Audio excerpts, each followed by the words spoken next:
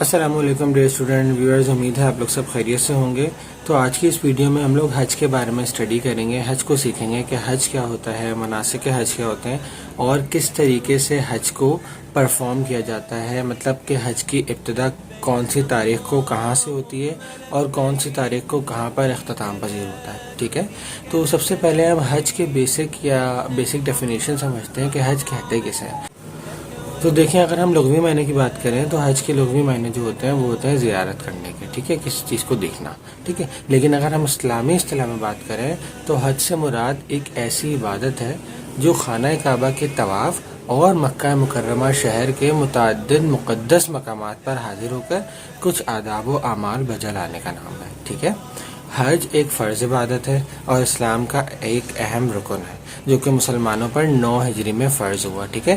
بعض علماء کرام فرماتے ہیں کہ 10 ہجری میں ہوا، بعض علماء کرام فرماتے ہیں 5 ہجری میں ہوا، لیکن جو اتفاق آتا ہے، جو زیادہ تر شواہد ملتے ہیں، اس سے یہ بات ثابت ہوتی ہے کہ مسلمانوں پر 9 ہجری میں حج فرض ہوا تھا، ٹھیک ہے۔ حج ہر عاقل بالغ اور صاحب حیثیت مسلمان پر زندگی میں کم سے کم ایک بار فرض ہے، ٹھیک ہے۔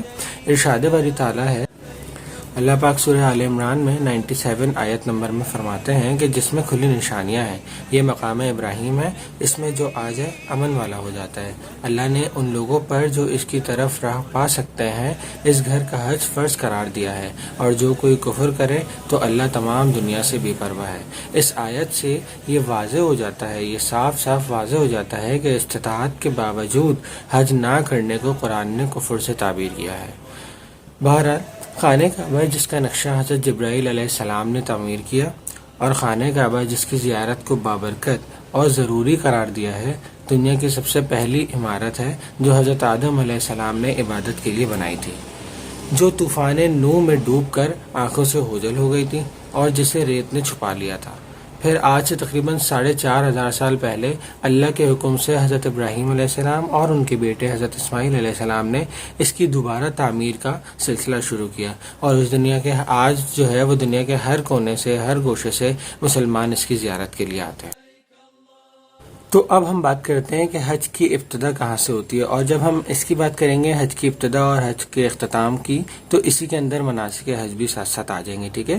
تو آپ لوگوں نے غور سے سمجھنا ہے، یہ چھوٹی چھوٹی چیزیں ہیں، ٹھیک ہے، جس کا ہمیں علم ہونا چاہیے۔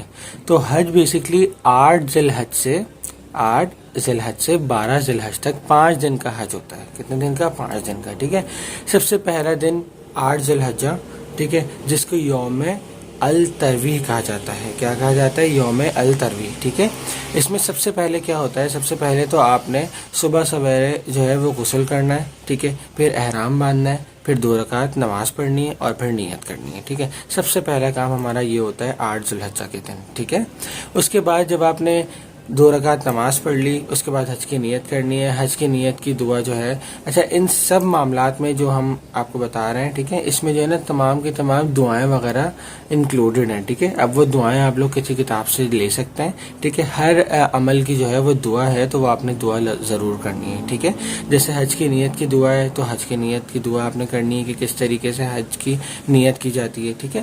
اب جیسے ہی آپ لوگ حج کی نیت کر لیں 8 ذی الحجہ کو، ٹھیک ہے، تو اس کے بعد حاجی کیا کرتے ہیں؟ تلبیہ کرتے ہیں، ٹھیک ہے۔ اب یہ تلبیہ کیا ہوتی ہے؟ نیت کے بعد بآواز بلند ہم تلبیہ کہتے ہیں، اور تلبیہ کیا ہوتا ہے؟ لبیک اللہم لبیک لبیک لا شریک لک لبیک ان الحمد والنعمت لک والملک لا شریک لک۔ تو یہ آواز بلند جو ہے وہ پڑھنا ہوتا ہے ہر حاجی کو، ٹھیک ہے۔ یہ کرنے کے بعد جو ہے وہ طواف قدوم شروع ہوتا ہے، مطلب منی میں روانگی سے قبل آنے کا طواف کرنا ہے ہمیں، ٹھیک ہے۔ پھر ہمیں کیا کرنا ہے؟ ظہر کی نماز سے قبل منی پہنچنا ہے، جو وادی مکہ سے تقریباً 3 کلومیٹر کے فاصلے پر ہے، اور 5 نمازیں وہاں ادا کرنی ہیں۔ کون کون سی؟ 8 ذی الحجہ کی ظہر، پھر عصر، پھر مغرب، پھر عشاء، اور پھر 9 ذی الحجہ کی فجر، ٹھیک ہے۔ 9 ذی الحجہ کی فجر ہم نے پڑھ لی، پھر 9 ذی الحجہ کا دن آ گیا۔ 9 ذی الحجہ کا دن جو ہے وہ کہلاتا ہے یوم عرفہ، ٹھیک ہے۔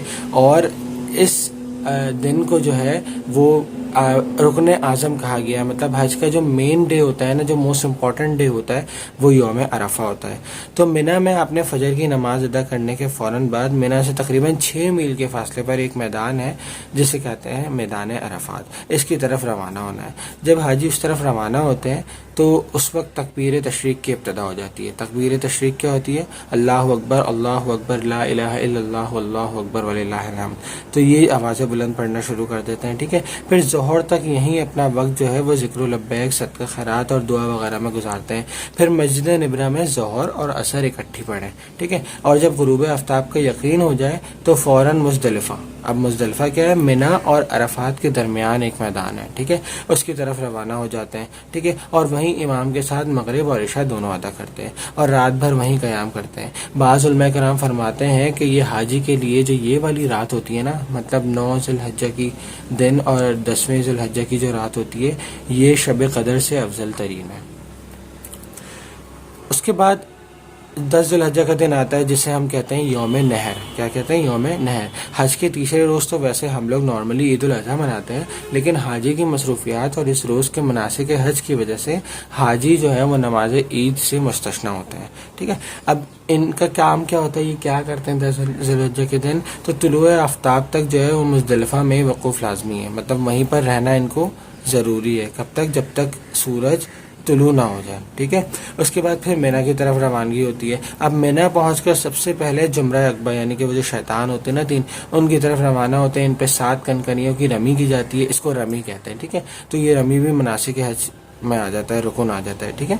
फिर रमी के बाद जो है वो कुर्बानी करते हैं। कुर्बानी के बाद जो है कुर्बानी में मसरूफ़ हो जाते हैं। फिर कुर्बानी के बाद जो है वो हलक यानी कि सर मुंडवाना जिसे कहते हैं वो करते हैं। उसके बाद फिर आप एहराम से फारिग, मतलब आपको 8 ज़ुल्हिज्जा से लेकर 8 ज़ुल्हिज्जा की सुबह से लेकर आपने 10 ज़ुल्हिज्जा की क्या नाम है, मतलब आपने जब ज़ोहर की नमाज से पहले पहले जो है वो आप जो है वो क्या हो जाएंगे? एहराम से फारिग हो जाएंगे।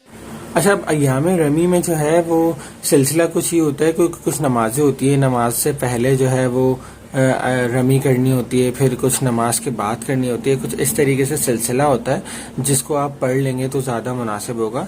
मतलब बेसिकली हमें करना क्या होता है, हमें वहीं पर मिना में रहना होता है और वहीं पर इबादत करनी होती है, वहीं सदका खैरात करना होता है, ज़िक्र व अस्कार करने होते हैं और उसके बाद वहीं पर जो है वो रमी करनी होती है, ठीक है। उसके बाद जो है वो हम लास्ट में 12 ज़ुल्हिज्जा को, ठीक है, हम आ जाते हैं खाने काबा की तरफ, ठीक है। और खाने काबा में हम अलविदाई जो है वो तवाफ़ करते हैं, ठीक है। और अलविदाई तवाफ़ करने के बाद वहीं पर दुआ करते हैं। मकाम इब्राहीम पर जो है वो 2 रकात नमाज़ पढ़ते हैं और 2 रकात नमाज़ पढ़ने के बाद जो है वो काबे से रुखसत हो जाते हैं। तो इस तरीके से रुखसत होते हैं कि हम जो है वो पीठ नहीं करते, मतलब कि उल्टे पाँव की तरफ जो है वो पीछे की तरफ वापस आते हैं और दुआ वगैरह करते हुए। तो ये एक छोटा सा तरीका होता है हज का और हज की अदायगी का कि 8 ज़ुल्हिज्जा से लेकर 12 ज़ुल्हिज्जा तक बड़ी मुशक्क़त वाला जो है वो और बहुत ही मोहब्बत वाला ये अमल है। अल्लाह पाक हम सब को भी, जो अभी बात सुन रहे हैं, जो नहीं हैं, जो नहीं जा सके, अल्लाह पाक हम सबको भी अपने घर का तवाफ़, अपने घर की ज़ियारत और हज करने की तौफ़ीक़ अता फ़रमाए, हज करना नसीब फ़रमाए। और जो मुसलमान इस साल हज की तरफ रवानगा हैं, हज के अमल में मसरूफ़ है, अल्लाह पाक इन सब का हज जो है वो आसान फ़रमाए, इन सब का हज अपनी बारगाह इलाही में कबूल व मकबूल व मंजूर फ़रमाए।